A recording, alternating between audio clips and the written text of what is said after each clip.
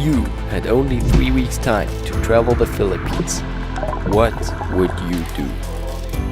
If you prefer adventure off the beaten track over mass tourism, simple accommodation over Western resorts, experiencing local culture over staged tourist attractions, then this video is for you.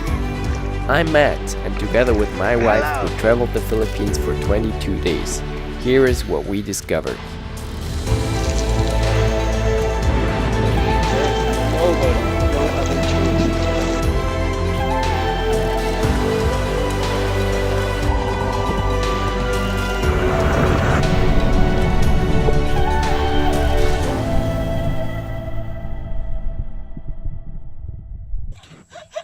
Are you fixing the motorbike? What's happening?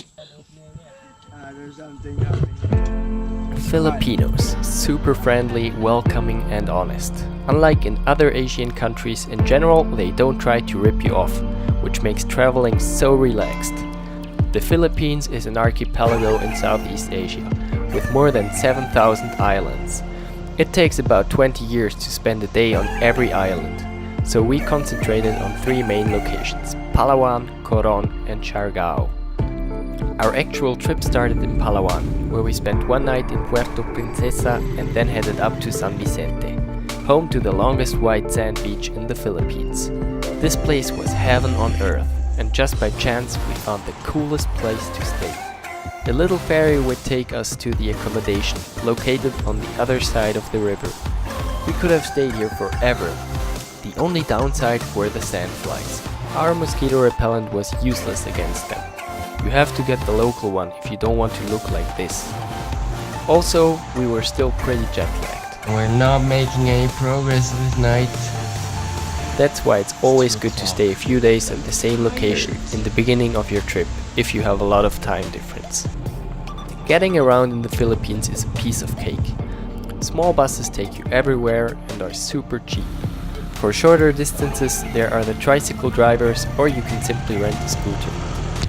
Our next destination was El Nido, where we stayed for 5 nights. El Nido is home to some of the best dive sites in the world. The scenery is incredibly beautiful, and every sunset is so pretty it almost gets boring. This place is rightfully a hotspot for tourists and can get quite crowded. New hotels are being built everywhere. The town seems like one big construction site. That's why we rented a scooter and explored the surrounding area. There are secluded beaches everywhere, but you'll have to discover them yourself.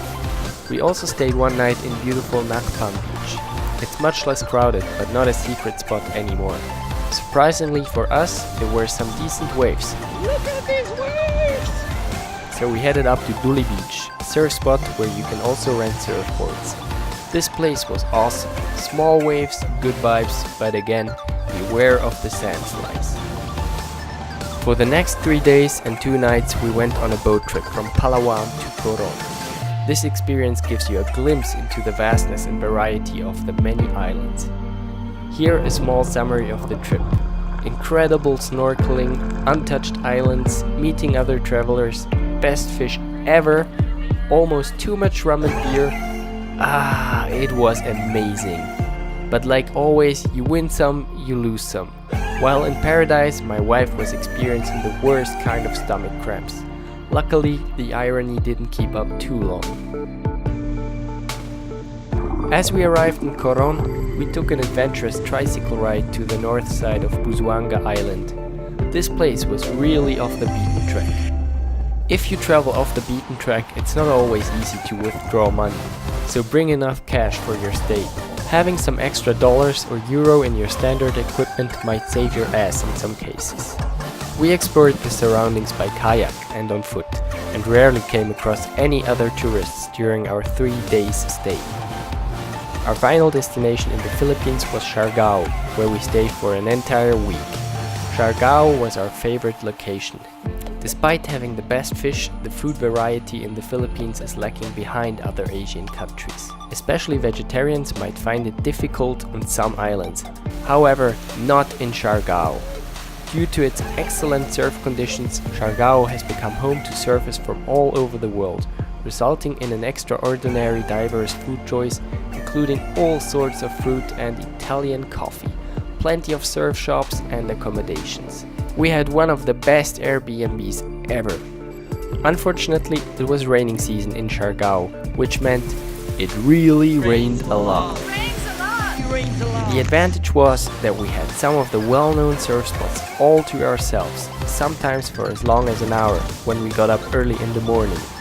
However, our flight with Cebu Pacific back from Siargao got cancelled due to the weather, which apparently happens all the time during raining season.